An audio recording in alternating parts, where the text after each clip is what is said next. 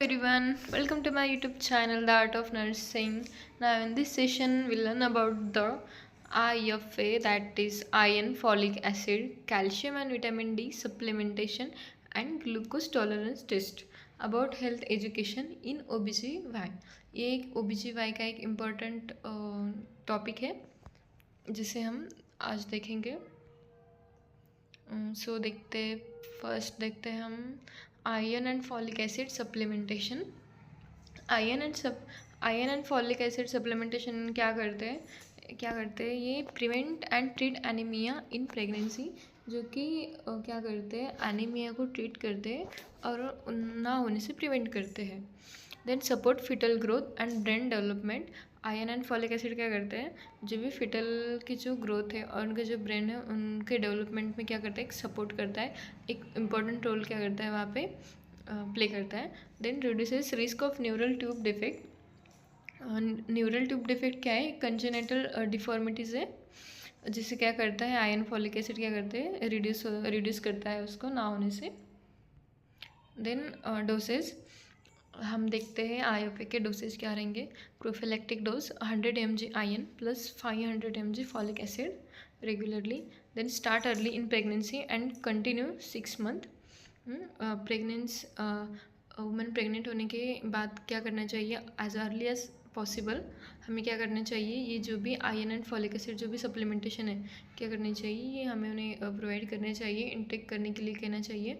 और 6 मंथ के लिए हमें क्या करना चाहिए, इसे कंटिन्यू प्रोवाइड करने चाहिए.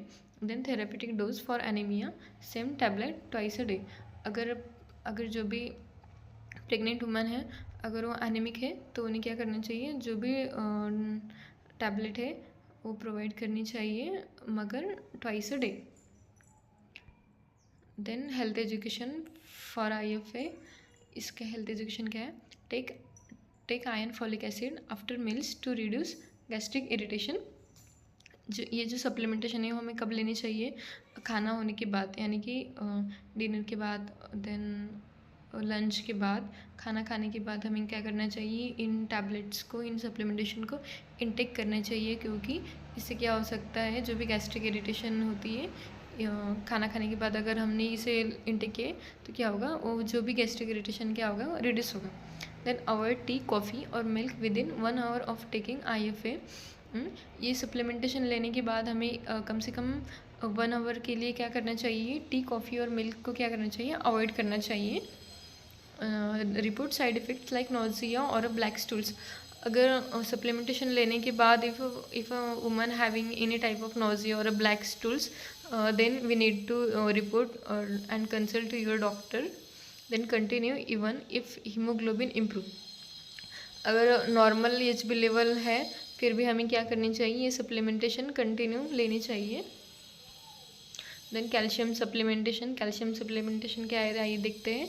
कैल्शियम सप्लीमेंटेशन क्या करता है, प्री इक्लम्शिया एंड इक्लम्शिया को क्या करता है, प्रिवेंट करता है. तो जो भी इक्लम्शिया एंड प्री इक्लम्शिया होती है, जो कि प्रेगनेंसी में नॉर्मल कंडीशंस है, उसे क्या करती है, प्रिवेंट करती है calcium tablet. Then support bone and teeth development of the foetus. जो भी फिटस है उनके जो बोन्स है टीथ डेवलपमेंट के लिए क्या करते हैं, एक इंपॉर्टेंट रोल प्ले करती है, और कैल्शियम क्या करता है, उन्हें सपोर्ट करता है उनके डेवलपमेंट के लिए. Then prevent maternal bone loss during pregnancy. से जो भी बोन लॉस होता है प्रेगनेंसी के दौरान, उसे क्या करता है, कैल्शियम सप्लीमेंटेशन क्या करता है, प्रिवेंट करता है. Then calcium doses. कैल्शियम के क्या डोज होंगे, 1 ग्राम डेली. 1 ग्राम क्या करना चाहिए daily, 500 mg twice daily. 500 mg tablet हमें क्या करना चाहिए डेली ट्वाइसली कंज्यूम करनी चाहिए. Then start from 14 weeks of pregnancy until delivery.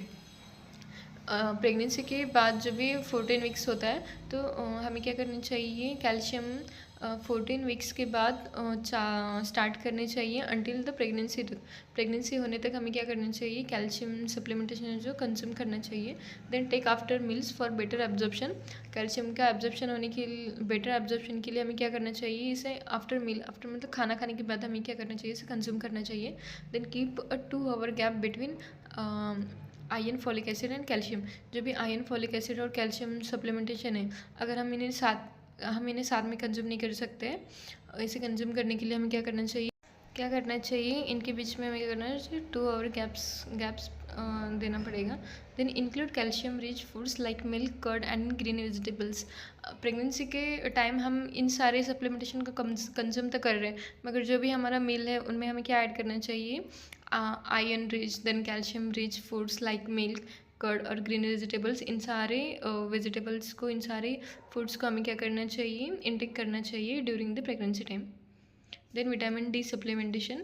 Vitamin D supplementation क्या है, essential for calcium absorption and foetal bone development. Vitamin D क्या रोल प्ले करता है यहाँ पे, जो भी कैल्शियम एब्जॉर्प्शन है उसमें क्या करता है, इसके एब्जॉर्प्शन के लिए, कैल्शियम के एब्जॉर्प्शन के लिए हमें क्या करता है, विटामिन डी हेल्प करता है। और जो भी फिटल के बोन डेवलपमेंट है उसमें भी हमें विटामिन डी क्या है, इसेंशियल है, जो कि बोन को स्ट्रॉन्ग बनाने में हमें हेल्प करते हैं। Then prevents rickets in newborn and osteomalacia in women. जो भी रिकेट्स है न्यूबॉर्न में, उसे क्या करता है, विटामिन डी प्रिवेंट करता है। और जो ऑस्टियोमलेशिया, ऑस्टियोआर्थराइटिस जैसे जितने भी कंडीशंस है उनको भी क्या करता है, विटामिन डी प्रिवेंट करता है, उनके प्रिवेंशन करता है। देन रूटीन डोज क्या है इसका, 400-600 IU डेली, ये इसका इंटरनेशनल यूनिट है, जो कि हम इसे डेली हम क्या करते हैं, विटामिन डी डोज है जो हमें प्रेग्नेंट लेडीज़ को हम प्रोवाइड करते हैं। इनकी ट्रीटमेंट में क्या है, 60,000 वंस वीकली। अगर विटामिन डी की डिफिशियंसी है तो हमें क्या करना चाहिए, 60,000 तक हमें विटामिन डी हमें क्या करना चाहिए, प्रोवाइड करना चाहिए। Then glucose tolerance test, screen for gestational diabetes. Glucose tolerance test क्या है, एक टेस्ट है जो कि डायबिटीज़ मेलिटस टेस्ट करने के लिए हम करते हैं, जो कि प्रिवेंट करता है complication like macrosomia, then preterm birth.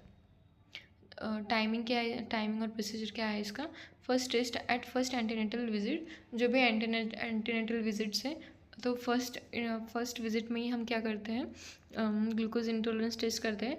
Then repeat between 24-28 weeks of gestational. Then first antenatal visit के बाद जो भी 24 और 28 वीक्स का जो भी पीरियड होता है उसमें हम क्या करते हैं, वापस से ग्लूकोज इंटॉलरेंस टेस्ट करते हैं। देन DIPS है, means diabetes in pregnancy study internationally. Then interpretation, normal level क्या है, 140 mg/dl then gestational diabetes mellitus, जो भी 140 mg/dl के अगर इससे ज़्यादा अमाउंट इनका इंक्रीज़ होता है तो हम इस कंडीशन को क्या कहते हैं, gestational diabetes mellitus. Then role of nurse in health education. अभी इन सारी सप्लीमेंटेशन देन टेस्ट में एक नर्स का क्या रोल होता है हेल्थ एजुकेशन प्रोवाइड करने में, तो देखते हैं। Council woman on supplementation and GTT important. तो जो भी वुमन होती है उनको क्या करना चाहिए, काउंसिल करना चाहिए, किसके लिए, तो इम्पोर्टेंस ऑफ सप्लीमेंटेशन के लिए। Then monitor compliance and encourage regular intake. Identify and report complication early. जो भी कॉम्प्लिकेशन है उन्हें क्या करना चाहिए, आइडेंटिफाई करना चाहिए, और अगर कोई कॉम्प्लिकेशन होगा तो उन्हें क्या करें, जल्द से जल्द हम क्या करना है, हमारे सीनियर से उसको रिपोर्ट करना चाहिए। Then provide dietary guidance and lifestyle tips. जो भी गाइडेंस है वो प्रोवाइड करना चाहिए। देन अदर इमोशनल सपोर्ट हमें क्या करना चाहिए, वुमन को प्रोवाइड करना चाहिए। Then if you like my, then please like my videos and subscribe and do share. If you have any problem then please comment. Thank you.